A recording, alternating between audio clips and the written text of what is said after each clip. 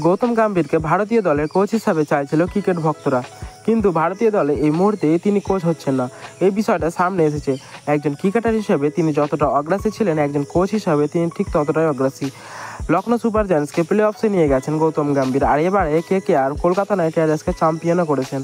কিন্তু ভারতীয় দলে এই মুহূর্তে তিনি কোচ হচ্ছে না, বিষয়টা সামনে এসেছে। ভারতীয় দলের কোচ হওয়ার জন্য ইন্টারভিউ দিয়েছেন গৌতম গম্ভীর, ভারতীয় মহিলা দলের প্রাক্তন কোচ রমন এবং একজন বিদেশি কোচ।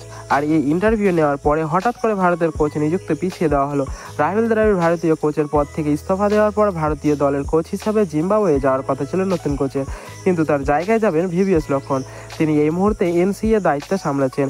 জিম্বাবুয়ে সিরিজে কেন ভারতীয় দলের নতুন কোচ যাবেন না, কেন এই কোচের নিযুক্তি আরও দেরি করে করা হচ্ছে, বা গম্ভীরকে নিয়ে এই সব ঠিকঠাক থাকলে কেন নির্দিষ্ট টাইমে নিযুক্ত করা হলো না, এখান থেকে এই বিষয়টা নিশ্চিত গৌতম গম্ভীরকে কোচ করা নিয়ে দ্বিতীয়বার ভাবনা চিন্তা করছে BCCI, এবং গম্ভীরকে এই মুহূর্তে কোচ করছে না team India.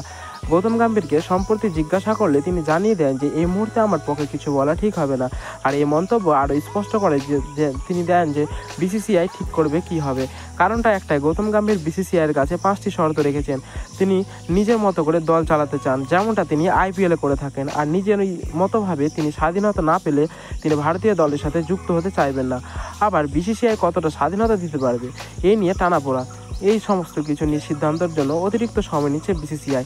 Gautam Gambhir team ইন্ডিয়ার প্রধান কোচ হিসাবে দাবিদার থাকলেও এখনও হয়তো সিদ্ধান্ত বদলেছে BCCI ইন্টারভিউ নেওয়ার পরে, আর সেই কারণে কোচের অ্যাপয়েন্টমেন্ট পিছিয়ে গেল এবং সাময়িকভাবে জিম্বাবুয়ে সিরিজে কোচের দায়িত্ব পালন করে VVS লক্ষ্মণ। আপনার কি মনে হয় ভারতীয় দলের কোচ হিসাবে গৌতম গম্ভীরকে নিযুক্ত করা উচিত? কমেন্টে অবশ্যই জানাও। আর এরকম ভিডিও পেতে আমাদের চ্যানেলটিকে সাবস্ক্রাইব করে রাখো।